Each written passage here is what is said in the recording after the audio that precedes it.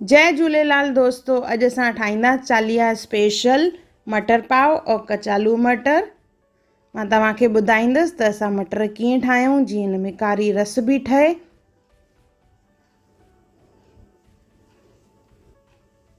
जय झूलेलाल दोस्तों, मां मुस्कान आहूजा और तव्हांजो स्वागत आहे मुंहिंजे चैनल हुनर मुस्कान का सिंधी ते।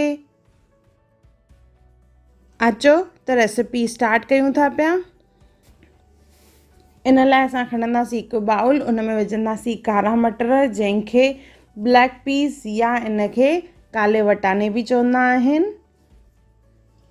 हिते मां 1.5 कोप मटर खयां आहिनि। इन्हनि खे असां पुसाए रखंदासीं। 5-6 कलाक घटि में घटि पुसाए रखिणो आहे, न त सॼी राति पुसाए रखिजनि त इहे चङी तरह फुंडजंदा आहिनि। त इनखे पाणी विझी करे असां पुसाए रखंदासीं। सो मां सॼी राति पुसाए रखिया आहिनि। ॿिए ॾींहं ते इहे चङी तरह फुंडजी विया आहिनि। हाणे इन्हनि खे असां चङी तरह धोईंदासीं। 2-3 पाणियुनि मां चङी तरह असांखे इनखे धोइणो आहे। धोइण खां पोइ असां इनखे विझंदासीं कुकर में। गॾु विझंदासीं असां सोडा, 1/2 चमचो पकोड़नि जी सोडा यानी मिठी सोडा विझणी आहे। लूणु विझंदासीं इन में। इहे 2 ई शयूं विझणियूं आहिनि।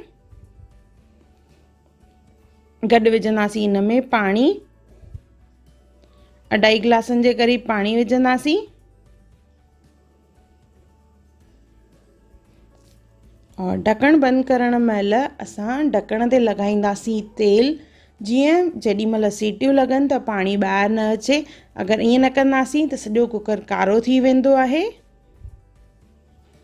त ॿाहिरें पासे बि और अंदरें पासे बि असां इन तरह तेल लॻाए करे पोइ ढकणु बंदि कंदासीं और घटि में घटि 5-6 सीटियूं लॻाईंदासीं, जीअं मटर जेके आहिनि चङी तरह ॻरी वञनि।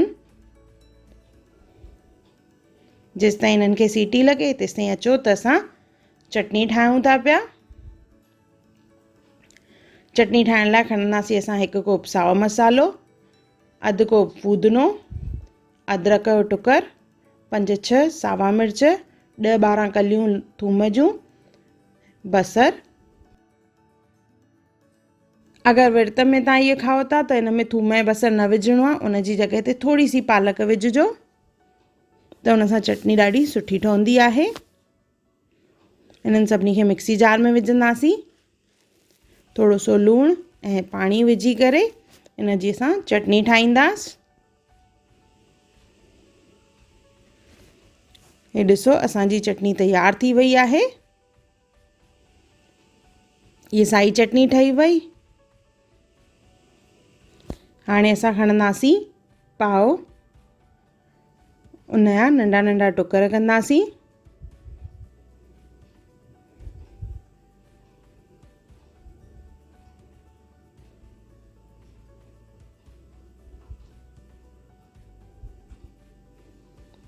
असांजी साई चटनी त रेडी थी वई आहे और खटी मिठी चटनी बि मां ठाहे रखी आहे। इन जी लिंक मां डिस्क्रिप्शन बॉक्स में विधी थी मां, ज़रूरु चेक कजो त इहा कीअं ठाहिजे। इन जो वीडियो मां पहिरियों ई अपलोड कयो आहे। हाणे ॾिसो, मटरनि खे चङी तरह सीटी लॻी वई आहे और इहे चङी तरह सिझी विया आहिनि।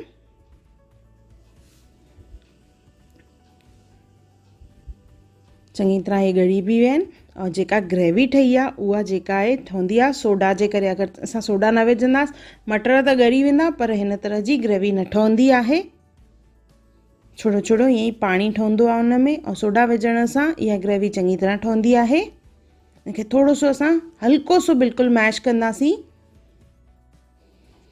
मैश करण सां ग्रेवी जेका आहे थोरी सी थिक थींदी आहे, यानी घाटी थींदी आहे। बसि थोरो सो ई करिणो आहे। ये असांजा मटर रेडी थी विया आहिनि। हाणे असां खणंदासीं हिकु प्लेट, उन में विझंदासीं पाव जेका असां कटे रखी हुईसीं। उन में विझंदासीं मटर।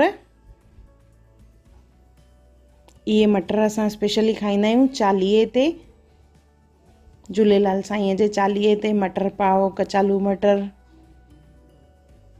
मटर विझी करे उन में विझंदासीं असां चटनी। पहिरियों विझंदासीं साई चटनी,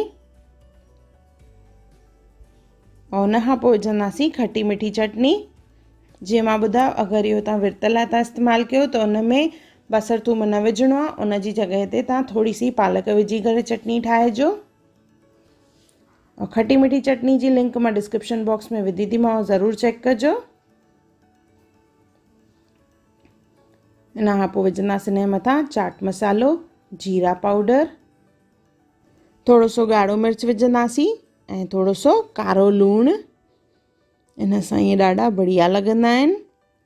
अगरि विर्त लाइ आहे त असां ईअं ई खाईंदासीं। सिर्फ़ु ध्यानु रखिजो चटनी में थूम बसर जो इस्तेमालु न करिणो आहे।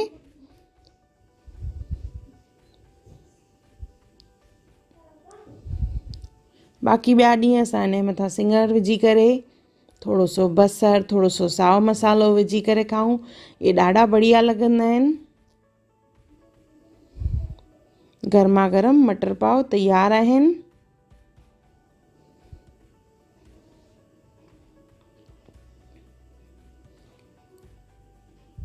मटरनि जी जॻह ते असां हिते कचालुनि जो बि इस्तेमालु करे सघंदा आहियूं। त हिकु बाउल में असां कचालू खणंदासीं, उन जे मथां विझंदासीं मटर। साॻे ई नमूने जीअं असां पाव जे मथां कयोसीं, सेम असां कंदासीं हाणे कचालुनि जे मथां। कचालू विझी मथां विझंदासीं मटर, पोइ चटनी। साई चटनी खां पोइ हिन में विझंदासीं असां खटी मिठी चटनी।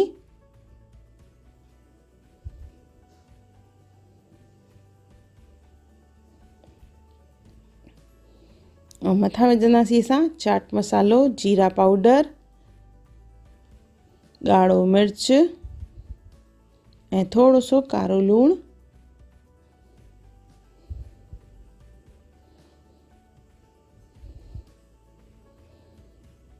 मथां थोरो सो असां सिङर विझंदासीं त उन सां इहो ॾाढो बढ़िया लॻंदो आहे। पर विर्त लाइ खाऊं था त हिन में सिङर न आहे विझणो, स्पेशली चालीहे जे विर्त में।